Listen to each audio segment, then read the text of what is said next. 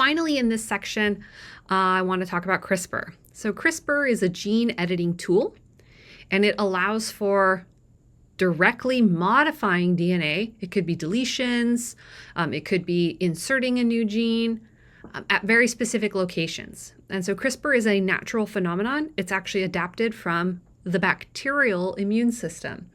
So I have a video here that will briefly introduce CRISPR.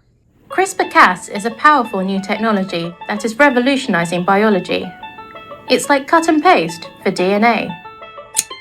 Using CRISPR-Cas, or CRISPR for short, scientists can delete, tweak, or completely replace the genes of any organism. And they can do it more cheaply, easily, and efficiently than ever before. Researchers are already trying to use CRISPR to introduce genes for disease resistance into wheat, insert malaria-blocking genes into mosquitoes, and remove HIV genes from infected cells in humans.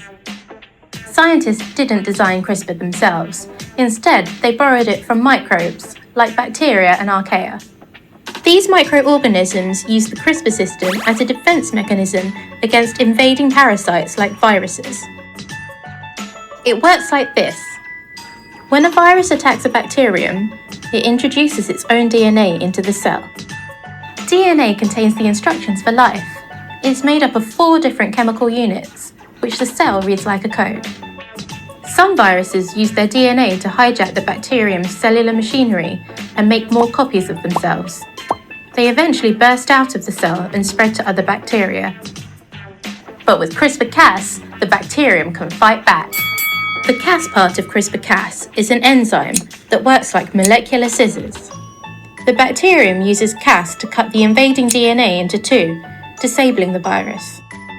Next, the bacterium inserts a section of the intruder viral DNA into a special area of its own genome. Over time, the bacterium uses this area to build up a library of bad guys. It forms a kind of parasite hit list, so that it can recognize them if they attack again in the future. The bacterium copies these sequences into related molecules called RNA.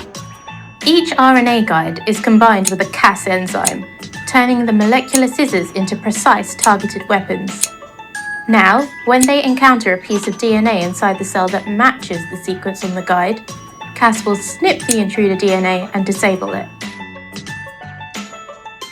Before we discovered CRISPR, we thought that the immune systems of bacteria were simple, crude tools that worked for everything.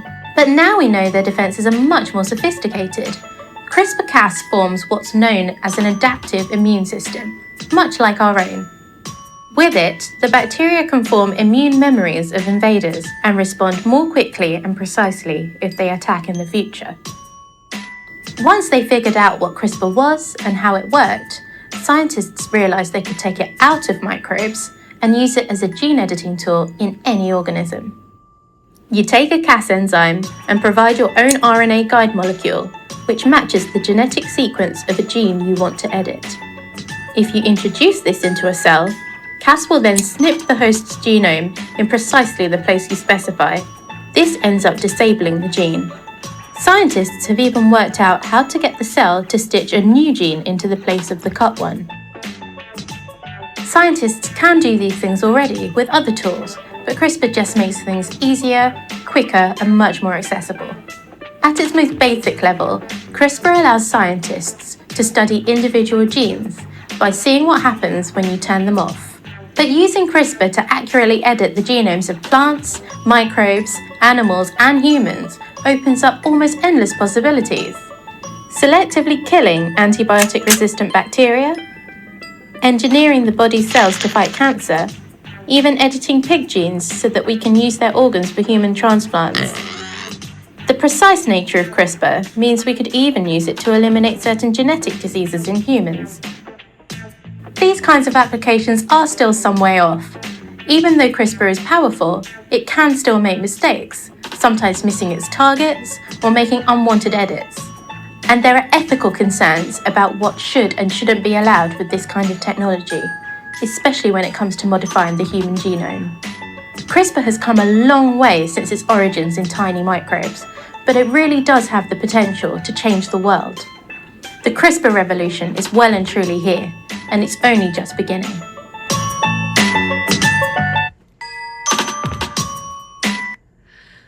So again, the presenter in that video talked a little bit about some of the applications of CRISPR, but just really briefly, I wanted to go over a couple of more. For example, sickle cell disease, you could edit blood stem cells to correct hemoglobin genes. You could, for example, edit the defective gene in cystic fibrosis to allow those patients to no longer experience symptoms. And in cancer, if you can modify immune cells to directly target tumors rather than get rid of all the B cells, like with the CART therapy, that would also be a great application. And of course, she also talked about this idea of using CRISPR-modified pigs to transplant organs into humans. And this has been done a couple of times. So this article was from 2022.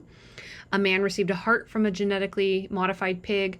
And then in 2024, a man received a pig kidney. Now, unfortunately, both of these patients have since passed away.